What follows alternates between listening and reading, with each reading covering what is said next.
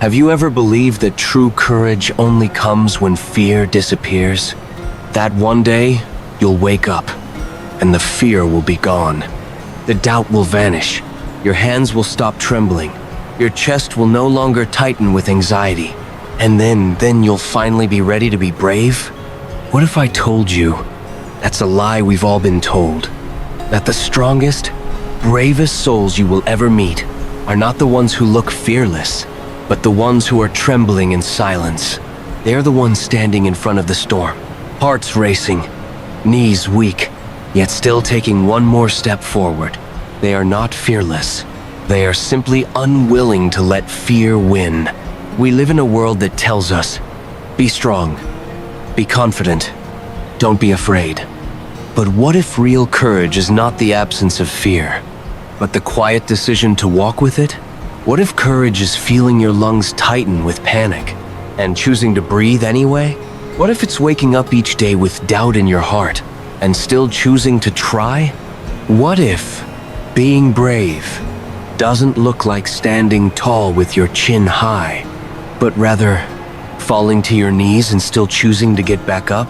There's a quiet kind of courage that no one talks about, the kind that lives in the people who are afraid, but keep going, who cry and still show up, who don't feel ready, but refuse to quit. And maybe, just maybe, that kind of courage is the most powerful of all. So if courage isn't about not feeling fear, then what is it? That question has echoed across centuries, from battlefields to boardrooms, from silent prayers to whispered cries in the dark. And perhaps, among all the answers ever spoken, there's one that stands above the rest.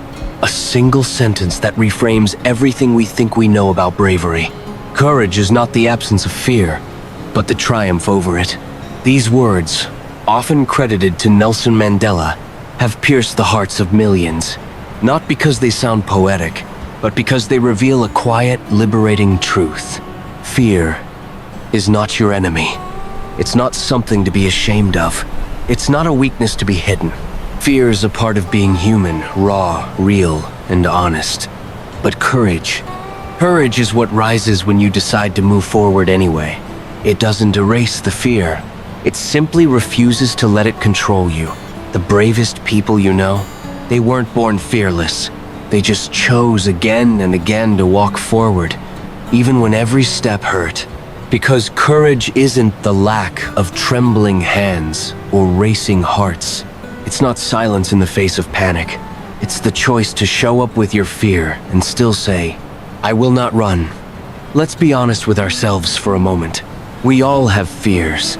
Some loud, some quiet, some that scream in the middle of the night, and some that sit silently behind our eyes all day long. We fear failure. We fear rejection. We fear being seen as weak. We fear being left behind. We fear not being enough, not for others, and not even for ourselves. But here's the truth we rarely speak out loud. Bravery doesn't begin when fear disappears. Bravery begins when fear is present and you move anyway. We live in a world that tells us to be fearless, as if fear is something shameful, as if to be strong means you must feel nothing. But the people who appear the strongest, the ones who smile the widest, speak the loudest, walk the boldest, often carry storms within them that you will never see. Real courage isn't loud. It isn't flashy. It's not always seen on stages or in speeches. Real courage is quiet. It's raw. It happens in the smallest, most intimate moments, and yet those moments change everything. Courage is opening your eyes in the morning when you didn't think you could survive the night. Courage is showing up to work, even when your heart is breaking. Courage is saying, I need help, when your pride tells you to stay silent. Courage is trying again when you've already failed not once, but 10 times. Courage is saying, I'm scared, but I'm here, and I'm still moving. It's in the student who raises their hand, even when they feel stupid, in the single mother who keeps going, even when no one sees her tears at night, in the man who chooses therapy over silence, healing over hiding. It's in the soldier who walks toward danger, not because he feels brave, but because others are counting on him. It's in the artist who creates something vulnerable, not knowing if anyone will understand. It's in the child who stands up to a bully, even with a shaking voice. Fear is not a flaw. It is not something to be conquered once and never felt again. It will return in waves, in shadows, in whispers. But each time it does, you'll be stronger. Not because the fear is smaller, but because you've grown bigger around it. You've learned to live with it, to walk beside it, to breathe through it. And that is what separates those who stay stuck from those who rise. Because every courageous person you admire, every hero, every leader, every survivor, was once someone who felt like they were falling apart, but they chose to stand, not in the absence of fear, but in the presence of it. And with every step they took, they carved a path for others. For you, for me, for anyone who ever thought, I'm too scared to go on. So the next time your hands shake, the next time your chest tightens, the next time fear wraps around your throat like a vice, don't wait for it to go away. Just breathe. Step forward. Speak up. Hold the line. Because courage doesn't ask you to feel ready. It only asks you to show up exactly as you are. And when you do, you become the kind of person you once looked up to. You become the reason someone else keeps going. You become living proof that courage doesn't mean you're not afraid. It means you are walking forward, despite the fear. It's one thing to talk about courage, to define it, to admire it, to wish for it. But it's another thing entirely to witness it, to see it embodied in a real moment by a real human being who had every reason to run and still chose to stay. Sometimes, the most powerful truths are not told through definitions, but through stories. Let me share one with you. A story that happened in the middle of war, but speaks to the heart of what it means to be truly brave. This is the story of Sergeant Rafael Peralta, and what he did in a single, terrifying moment revealed to the world what courage really looks like. When fear is at its strongest, the 15th of November, 2004, Fallujah, Iraq. The city was a war zone. Buildings crumbled like broken bones. Smoke choked the sky. Gunfire echoed through the alleyways, sharp, merciless, unrelenting. The United States Marines had been sent into the heart of Fallujah to root out enemy insurgents who had fortified themselves deep within the city. Every block was a trap. Every doorway could be the last. Among the Marines moving street by street that day was 25-year-old Sergeant Rafael Peralta, born in Mexico City, an immigrant who had once taped his Marine Corps acceptance letter to his bedroom wall like a badge of honor. He wasn't born an American citizen, but he chose to fight for the nation he had come to love. That morning, Peralta was part of a 7-man squad clearing a house suspected of hiding insurgents. The mission was routine, but in war, routine is a fragile illusion. They breached the door, swept the rooms, and then chaos. A burst of gunfire erupted from within so fast, so violent, it was like lightning had struck inside the house. Peralta was hit first. A bullet tore through his body. He collapsed onto the floor, bleeding, motionless but conscious. His squad returned fire, ducking for cover, hearts pounding, adrenaline flooding their veins. And then, in the midst of the chaos, a grenade was thrown into the room. It bounced once, twice, then landed right in the middle of the small, crowded space. Time froze. In that moment, fear filled the room. The kind of fear that grips your lungs and refuses to let go.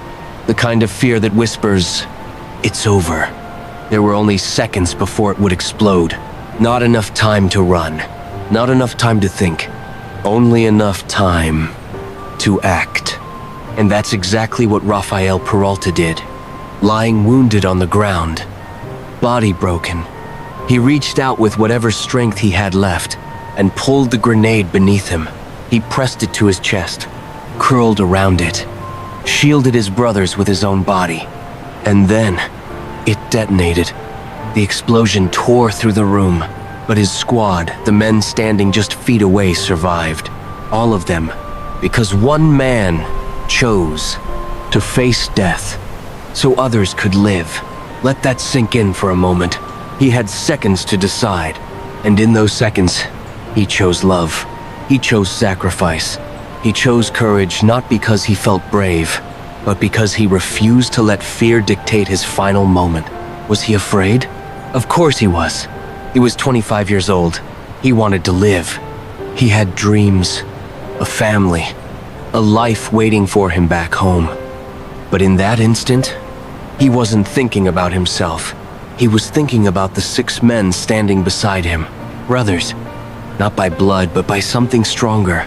And with that final act, Rafael Peralta became immortal. Not because of glory, not because of medals, but because his courage, his triumph over fear, became a story that would echo in the hearts of every Marine, every soldier, every soul who ever doubted whether love could be stronger than fear. Later, those who served with him would speak in whispers.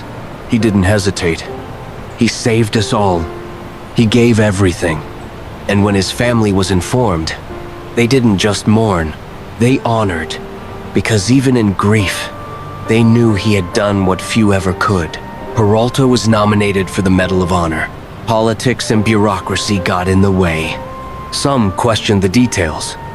Some debated the eyewitness accounts. But for the men whose lives he saved, there is no debate. There is no uncertainty. They are alive because he chose courage in the face of certain death. This story is not just about war. It's not about violence. It's not even just about heroism. It's about what a human being is capable of. When love outweighs fear, when duty outweighs instinct, when courage is not loud but absolute. Rafael Peralta didn't wait to feel fearless. He didn't wait until the fear was gone. He made his choice in the presence of fear. And that is what makes it real. Because courage isn't the absence of fear. It's the triumph over it. Take a breath. Let it all sink in. The fear, the story, the choice, the truth. We spend so much of our lives waiting. Waiting for fear to go away. Waiting for the right moment. Waiting to feel ready. But courage doesn't wait. It doesn't knock politely and ask if you're prepared. It shows up in the storm. It walks with the fear and says, I'm scared, but I will still go on. Courage doesn't mean your hands stop shaking. It means you learn to carry your fear without letting it steer. You see, every single one of us will face our moment. Maybe not on a battlefield, but in a hospital room, in a job interview, in a conversation we've been avoiding, in the silence of a sleepless night. And in that moment, you'll feel it. The rush of fear, the tightening in your chest, the voice whispering, you can't. But somewhere deeper, softer, another voice will rise. One that says, you can, not because you're fearless, but because love, purpose, truth are stronger than fear. Maybe your act of courage won't make the news. Maybe no one else will even see it. But you will know. You will know that you faced something hard, and you didn't run. You will know that you stood your ground, not because you felt brave, but because you chose to be.